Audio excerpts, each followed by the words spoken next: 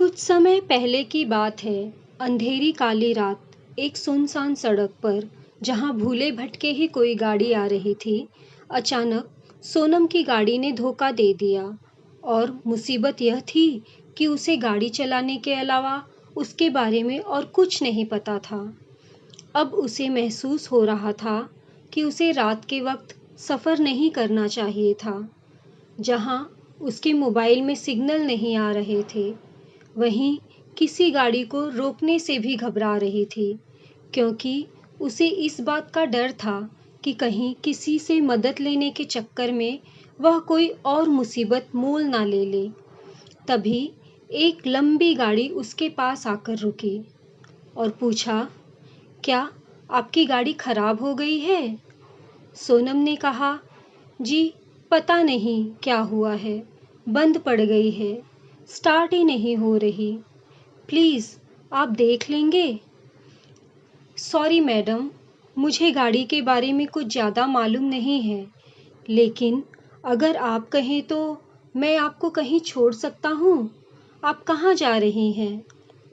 सोनम ने कहा, मैं मुंबई से आ रही थी और सूरत के लिए जा रही थी कि गाड़ी ने धोखा दे दिया। अरे, मैं भी गुजरात की तरफ जा रहा हूँ, आपको छोड़ दूँगा, आ जाइए। सोनम गाड़ी में बैठने से घबरा रही थी। क्या सोच रही हैं? घबराइए नहीं। देखिए, मैं एक शादीशुदा आदमी हूँ और आधी रात में एक सुनसान सड़क पर कुछ भी हो सकता है। प्लीज़ आ जाइए। सोनम के सामने और कोई चारा भी नहीं था, इसलिए वह गाड़ी में बैठ गई। मेरा नाम रोहन है, मेरा गारमेंट का बिजनेस है और मैं अपनी बीवी को लेने गुजरात जा रहा था। असल में बच्चे छुट्टियों में नानी के घर गए हुए थे। अब उनकी छुट्टियां खत्म होने वाली हैं, इसलिए बुलावा आया है कि लेने आ जाओ।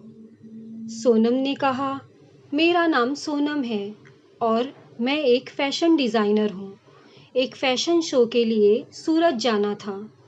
मैंने सोचा कि अभी निकलूँगी तो सुबह होने से पहले पहुँच जाऊँगी, जिससे मुझे तैयारी के लिए अच्छा समय मिल जाएगा। लेकिन रोहन ने कहा, आपको इतनी रात को नहीं निकलना चाहिए था। वैसे भी यह रोड सही नहीं है।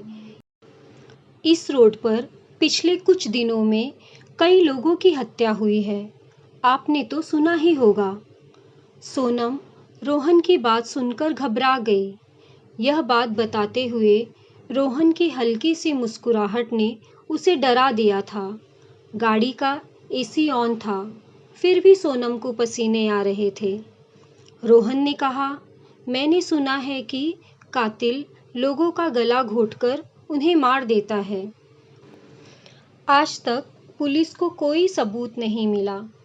सोनम ने कहा, प्लीज़ आप ऐसी बात नहीं करें, मुझे डर लग रहा है। रोहन हंसने लगा और बोला, आप जैसी बहादुर लड़की रात में अकेले सफ़र कर रही है, आपको कैसा डर? सोनम ने कहा, देखिए, यह मेरी मजबूरी है। यह मेरा पहला प्रोजेक्ट है, इसलिए मैं पहले से तैयार रहना चाहती थी। रोहन अब फ्लर्ट करने लगा था। उसने बोला, आप भी कहाँ फ़ैशन डिज़ाइनिंग में पड़ गई? आप जैसी सुंदर लड़की को तो मॉडल होना चाहिए। आपके सारे शो हाउसफुल हो जाएंगे। सोनम रोहन के बदलते मिजाज को देखकर थोड़ा सतर्क होने लगी। उसने अपने बैग में से पानी की बोतल निकाली और पानी पीने ही जा रही थी। तभी रोहन ने बोला, प्यास तो मुझे भी लगी है, क्या आप मेरी प्यास बुझा देंगी? सोनम ने कहा, क्या मतलब है आपका? तब रोहन ने कहा, मेरा मतलब है कि मुझे भी प्यास लगी है, प्लीज़ अपनी बोतल दे दीजिए। सोनम ने कहा, आपकी अपनी बोतल भी तो रखी है, उसमें पी लीजिए। रोहन ने कहा, उसमें वो बात कहाँ जो आपकी बोतल में है। सोनम ने कहा, देखिए, मेरे साथ ऐसी बातें नहीं कीजिए, नहीं तो मैं गाड़ी से उतर जाऊंगी। तब रोहन ने कहा, अरे, आप तो बुरा मान गई, मैं तो मजाक कर रहा था। रोहन ने सोनम से पानी की बोतल ली और पानी पीने लगा। सोनम को उसका यह व्यवहार अजीब लग रहा था। तभी सोनम ने देखा कि उसके मोबाइल में सिग्नल आ गया है और वह फ़ोन करने लगी। सोनम ने अपनी माँ को फ़ोन किया। सोनम ने कहा, हेलो मम्मी, मैं अभी रास्ते में ही हूँ। मेरी गाड़ी खराब हो गई थी, इसलिए मैंने किसी से लिफ्ट ले ली है। नहीं मम्मी, घबराने की कोई बात नहीं है, मैं ठीक हूँ। मैं सूरत पहुँचकर तुम्हें फ़ोन करूँगी। मम्मी से बात करके सोनम की हिम्मत बढ़ गई थी। अब वह भी खुलकर रोहन से बात करने लगी। सोनम ने कहा, आपने तो मेरा सारा पानी ख़त्म कर दिया। अगर कोई ढाबा या रेस्टोरेंट दिखे तो रोक देना, पानी की बोतल ले लेंगे। रोहन ने कहा, आपने ये जो ड्रेस पहन रखी है बहुत सुंदर है, क्या आपने ही डिज़ाइन की है? यह बोलते हुए रोहन सोनम की मिनी ड्रेस को ऊपर से नीचे तक देख रहा था। उसका इस तरह देखना सोनम को अच्छा नहीं लगा। सोनम रोहन का ध्यान भटकाने और वक्त बिताने के लिए उससे इधर उधर की बातें करने लगी। सोनम ने कहा, नहीं, ये तो मैंने मार्केट से ख़रीदा है। ऐसी ड्रेस तो मार्केट में कहीं भी मिल जाती है। क्या आपको अपनी पत्नी के लिए लेनी है? रोहन हंसते हुए बोला, हा हा, आपने भी क्या बात कह दी। ऐसी ड्रेस तो आप जैसी लड़कियों पर ही अच्छी लगती है।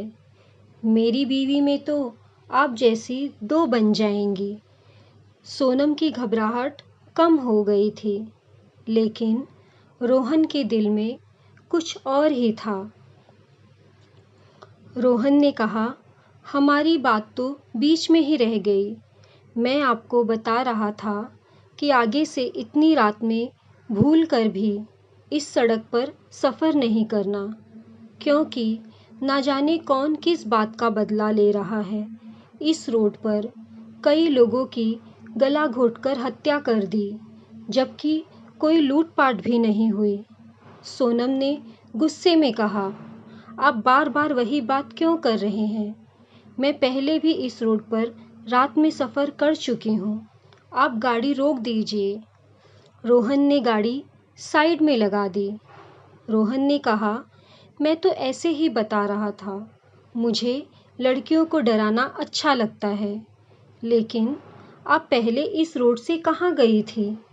सोनम ने कहा, ये बात कुछ महीने पहले की है।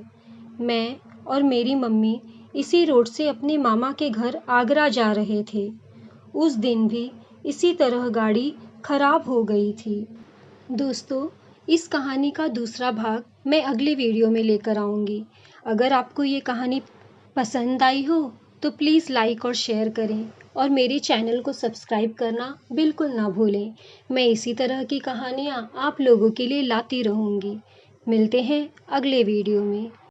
कहानी सुनने के लिए आप लोगों का बहुत बहुत धन्यवाद।